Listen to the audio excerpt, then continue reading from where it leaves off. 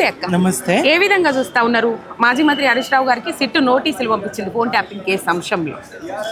పాలన చేతగానితనము ప్రజల్ని దృష్టి మళ్లించే ఆలోచన. పాలన చేతగాక 2 సంవత్సరాలు కాలయాపన చేసి ఇదే విధంగా ఇంకా 3 సంవత్సరాలు గడపడానికి సిట్టు సుప్రీంకోర్టే తేల్చేసింది మరి ఫోన్ ట్యాపింగ్ ఏం లేదని.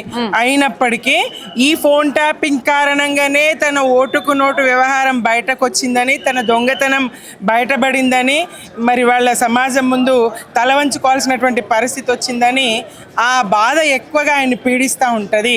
ఎట్లనన్నా చేసి ఇందులో ఫోన్ ట్యాపింగ్లో బీఆర్ఎస్ హస్తం ఉన్నది, ఇది పోలీసుల చర్య కాదు, బీఆర్ఎస్ పనిచేసింది అని చూపియాలనే ప్రయత్నం ఆయనది.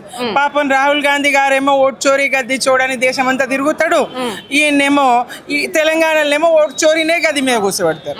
ఆయన ప్రజల ఓట్ల, ఎమ్మెల్యేల ఓట్ల, ఎమ్మెల్సీల ఓట్ల, ఏ ఓట్లైనా ఓట్లే కదా. ఇక్కడ మీరు గద్దె మీద కూర్చుంటే పెట్టింది ఎవరిని? రాహుల్ గాంధీ గారు ఓటు చోరీనే కదా. ఇగో ఈ ప్రశ్న రాహుల్ గాంధీ గారు కానీ కాంగ్రెస్ కానీ ఎదుర్కోవాల్సి వస్తున్నదని ఆ బాధతోని ఇవన్నీ చిల్లర వేషాలు తప్ప ఇంకేం లేదు. అక్క చెప్పండి. ఈ బొగ్గు బావులకు సంబంధించిన స్కామ్ బయట పడ్డది, అందుకని దీన్ని డైవర్ట్ చేయడానికి రేవంత్ రెడ్డి నోటీసులను పంపించారు అని చెప్పేసి మాట్లాడుతున్నారు. స్పష్టం, క్లియర్. కొండని దవ్వి ఎల్కని పట్టిండు అని అంటారు, కానీ కొండని దవ్వి ఎల్క తోకని కూడా పట్టారు వీళ్ళు. 2 సంవత్సరాల నుంచి కాళేశ్వరం విచారణ అంటారు, ఇంకో విచారణ అంటారు. ఇది నిన్ననే చెప్పినారు స్పష్టంగా సిబిఐకి ఇవ్వండి ఈ బొగ్గు బావుల వ్యవహారం అని చెప్పడం జరిగింది. అదొక్కటి. ఇప్పుడు వాళ్ళ మంత్రుల మీద వచ్చినటువంటి ఆరోపణలు, తానే మంత్రులందరినీ నిన్నో మంత్రి మొన్నో మంత్రి పోయిన బుధవారం నాడు పొంకనాల మంత్రులందరినీ బజారుకి ఇడుస్తా ఉన్నాడు. తానొక్కడే సత్యపూస, తానొక్కడే సమర్థుడని నిరూపించుకోవాలనేటువంటి ప్రయత్నం చేస్తూ ఉన్నాడు. మరి సరే, మీరు కాంగ్రెస్ మంత్రులు, ముఖ్యమంత్రి ఏమన్నా కోట్లాడుకోండి. మీరు రోడ్ల మీదకి వచ్చి ఆయనే చెప్పిండు ఆంబోతులు లేక దుడలు, మీరే ఆంబోతుల్లాగా కుస్తీలు పట్టండి, తర్వాత అంశం.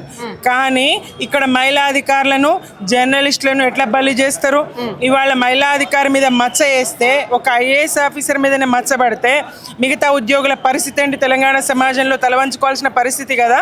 ఇట్లాంటి పరిస్థితి తీసుకొచ్చినటువంటి ఈ కాంగ్రెస్ గవర్నమెంట్ తప్పకుండా తెలంగాణ మహిళలు, తెలంగాణ ప్రజానీకం అందరూ కూడా బుద్ధి చెప్తారు. ఇదంతా రాజకీయ జిమ్మికులు, ఎత్తుగడలు ఎన్ని చేసినా, మీరు దృష్టి మళ్లించే కథలు ఎన్ని చేసినా, మీ సొంత మీడియాతో ఎంత బాకాలు ఊదుకున్నా ప్రజలకు క్లియర్గా అంత అర్థమవుతా ఉంది. మీరంతా వాటాల పంచాయతీ కదా. మంత్రులను బయటేసి నేను ఒక్కొని సత్యం అనుకుంటావు, కానీ నీ అల్లుడికి బొగ్గుబావుల కుంభకోణం ఇది ఇవ్వడానికి మంత్రుల్ని, ఉప ముఖ్యమంత్రి గారిని కూడా బజార్కి ఇచ్చేస్తా ఈ రాజకీయం మీది. ఇట్లా ఉన్నది. మరి ఎండ్రికాయల ప్రభుత్వం హయాంలో ఫోన్ ట్యాపింగ్ జరిగిందా, జరగలేదా?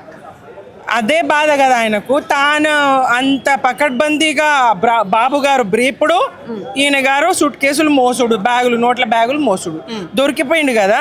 మరి ఎట్లా ట్యాపింగ్ చేయకపోతే ఎట్లా దొరికింది? పోలీసులు చేస్తారా పని? ఇప్పుడు చేయట్లేదా? రేవంత్ రెడ్డి గారి సర్కార్లో పోలీసులు చేయడం లేదా? మరి చట్ట వ్యతిరేక కార్యకలాపాలు, తీవ్రవాదము కానీ ఇంకా రకరకాల సమస్యలు, బందిపోట్లు, ఇట్లాంటి వాళ్ళందరినీ పట్టుకోవాలంటే తప్పదు కదా. ఇట్లాంటి వాళ్ళందరినీ పట్టుకోవాలంటే పోలీసులు చేస్తారు. ఇప్పుడు చేయట్లేదా రేవంత్ రెడ్డి సర్కార్లో? పోలీసులు పనిచేయడం లేదా? తప్పకుండా ఫోన్ ట్యాపింగ్ పోలీసులకు సంబంధించి, రక్షణ వ్యవస్థకు సంబంధించి రక్షణ, మరి హోంమంత్రి ఆయన్నే కదా. ఇప్పుడు చేయట్లేదని చెప్పని, ఇప్పుడు చేయట్లేదని చెప్పని.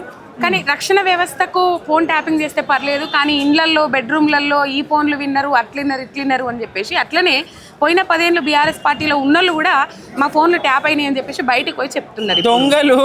దొంగలు బెడ్రూమ్లో అయినా దొంగతనమే, ఎటువైనా దొంగ ఆలోచనలే, ఏం చేసినా దొంగ ఆలోచనలే ఉంటాయి. దొంగలకే భయం, మిగతా వాళ్ళకి ఏం భయం?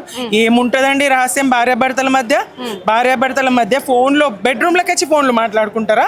బెడ్రూమ్లో ఫోన్లు విన్నారంటే భార్యాభర్తలు ఇద్దరు బెడ్రూమ్లో ఉండి ఫోన్ మాట్లాడుకుంటారా? ప్రత్యక్షంగా పరస్పరం ఒకరికొకరు చూసుకోరా? మూర్ఖత్వము. బెడ్రూమ్ పడక గదిని బజార్లో వేసే మాటలు మాట్లాడకూడదు. వాళ్ళ పరువు వాళ్ళు తీసుకోవడమే. బెడ్రూమ్లో ఉండి ఫోన్ ఎవరితో మాట్లాడతారు?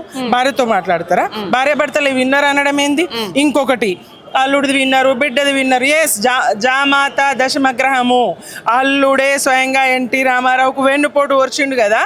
మరి అల్లుడైనా ప్రజాస్వామ్యంలో ఇంకోడైనా ఈ పాలన వ్యవస్థ అట్లున్నది కదా.